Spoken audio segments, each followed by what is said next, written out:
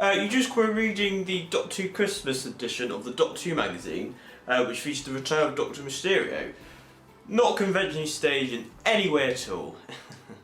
So the Doctor Who Christmas special is pretty much becoming a religious tradition now for the past 11 years. Today I'm going to rank all 11 Christmas specials we've had so far, leading up to the premiere of the return of Doctor Mysterio on 5:45 on Christmas Day 2016. Obviously these are my own opinions and don't inflict yours at all, but I would love to hear your thoughts on all the Christmas specials, either your worst or your favourite, in the comment section below. I think personally the Christmas specials that work are the ones that don't focus heavily on Christmas, like Christmas is in the background. I think those are the stories that work, which is pretty much Rusty Days versus Moffat Christmas specials. So this is going to be fun.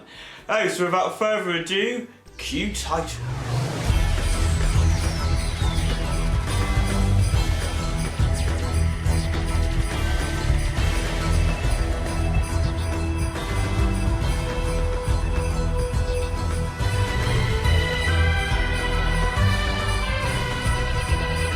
At number 11, The Doctor, the Widow and the Wardrobe. So at last place we have The Doctor, the Widow and the Wardrobe. Pretty much I think universally agreed as being the worst Doctor Who Christmas special. The story follows a World War II family who have lost their father and husband, and the Doctor basically tries to distract them from this by giving them all these certain different gifts. But one gift in particular basically starts an alien threat and gets them in a whole lot of trouble. This special tries to deal with the subject of grief in a very sort of unnatural and sort of convoluted way. The opening sequence of this episode is pretty cool, until the very end of it, where basically the Doctor's falling through space trying to catch a spacesuit. I don't know if Moffat actually went to science classes at all. As you may know, space is a massive vacuum. It just wouldn't happen. But there again, don't apply logic to Who. There's an Amy and Rory cameo at the very end which makes you forget about whatever happened in the sort of last 55 minutes you've just watched. And the resolution has to be the most stupid and cringe-worthy ending to a Doctor Who episode ever. The life force of the whole forest has transmuted itself into a subetheric waveband of light, which can exist as a...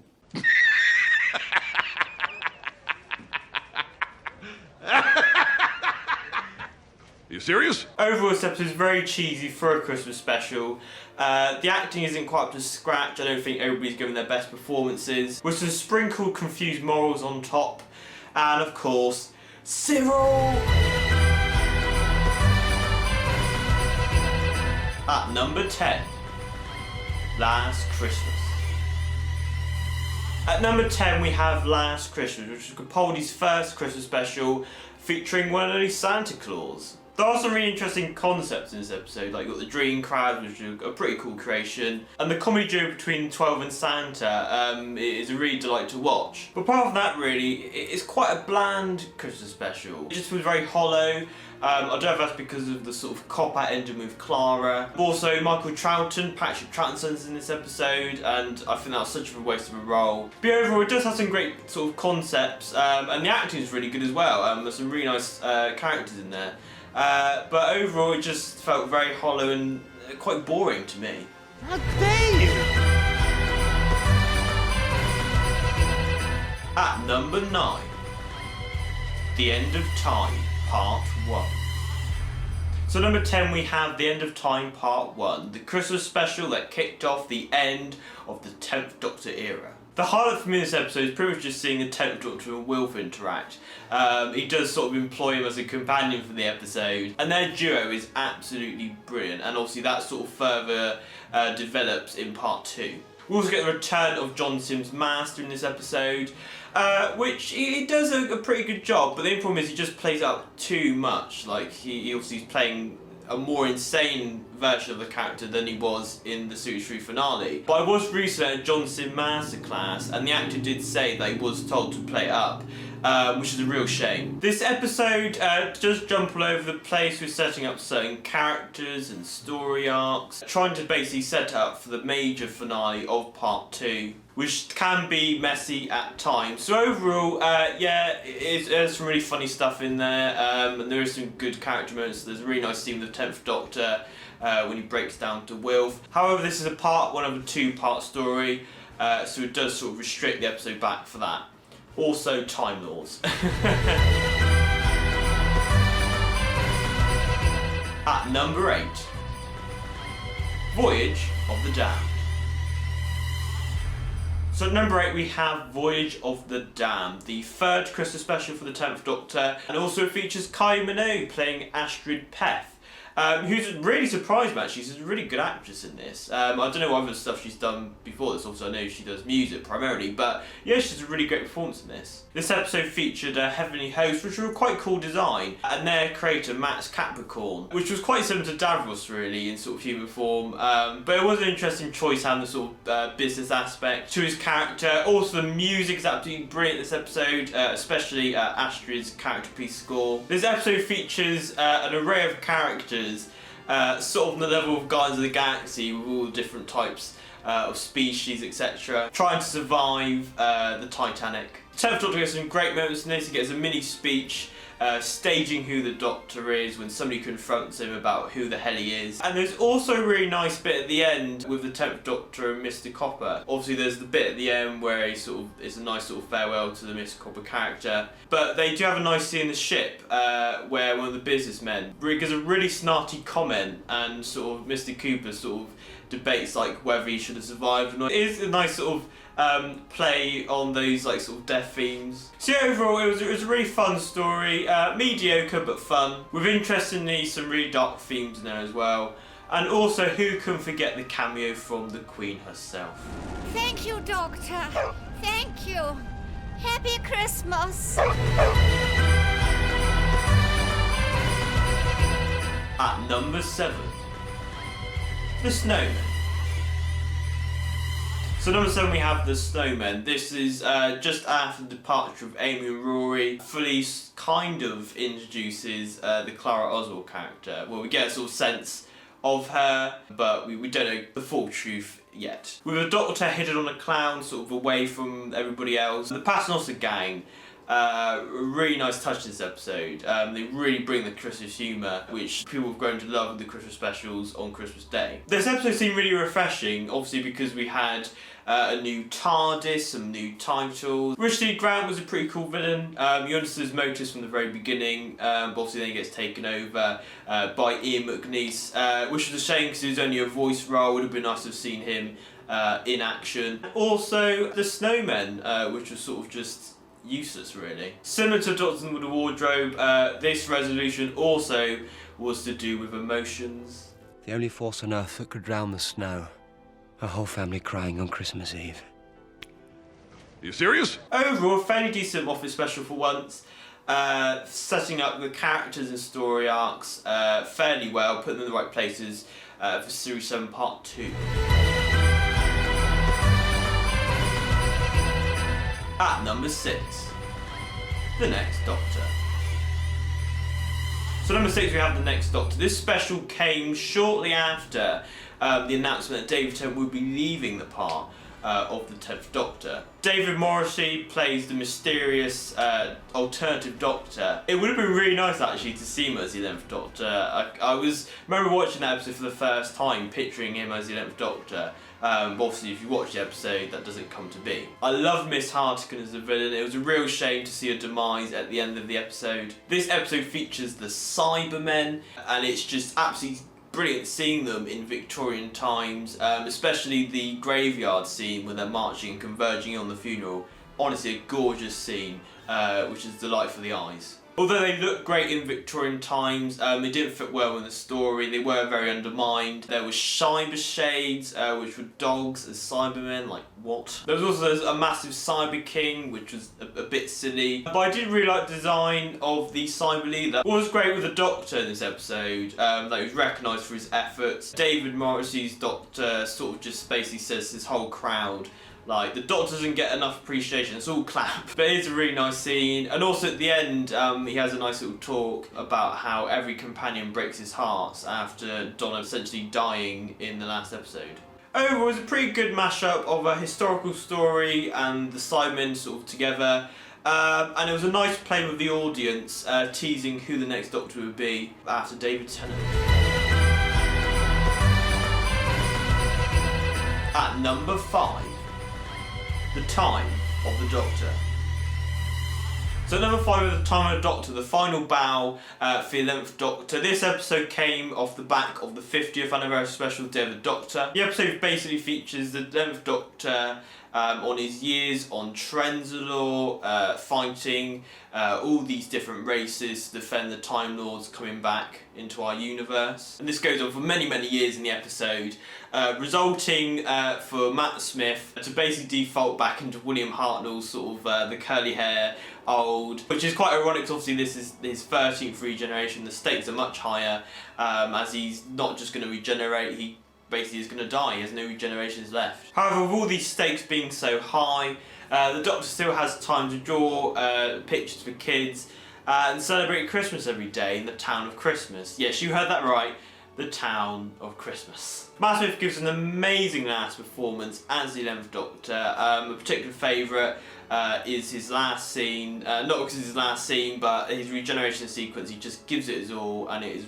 really powerful, emotional scene. Jenna Coleman does great as Clara, leading the audience through the 11th Doctor's final story. Tasha Lem, the actress who played was really good, but the character itself is sort of like a female Moffat character. And can be annoying at times. The problem is in this episode, like many other people on Christmas Day, it is a very stuffed episode.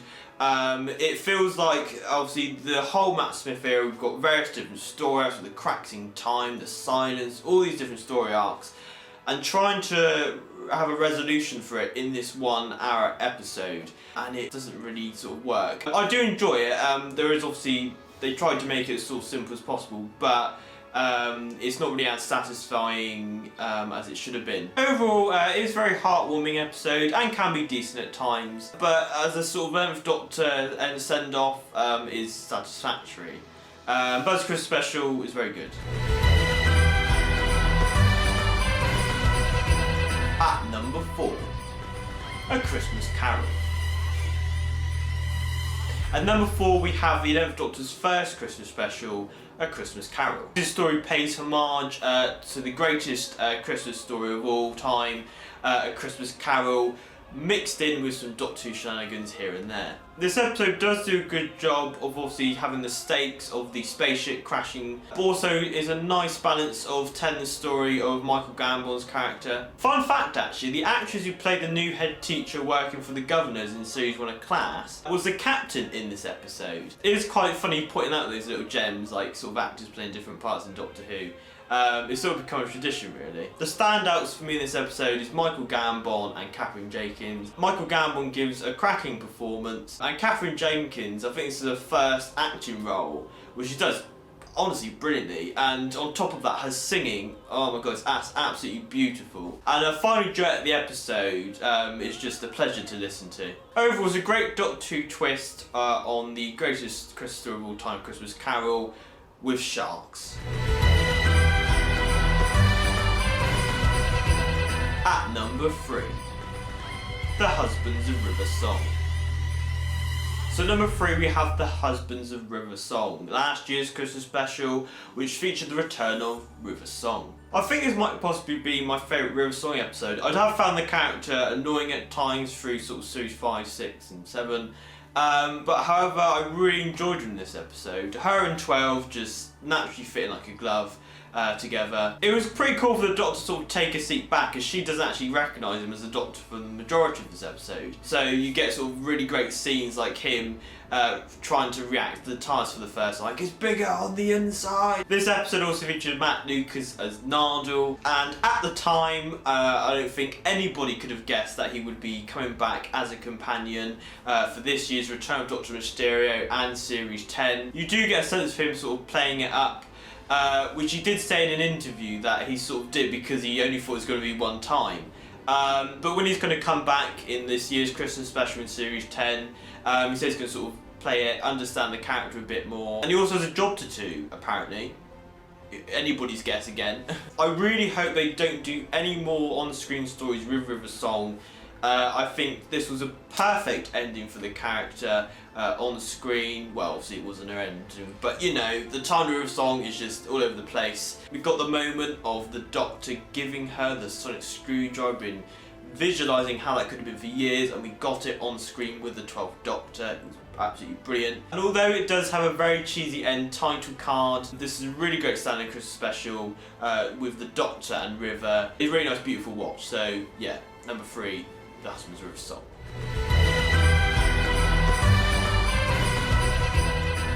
At number 2, The Runaway Bride.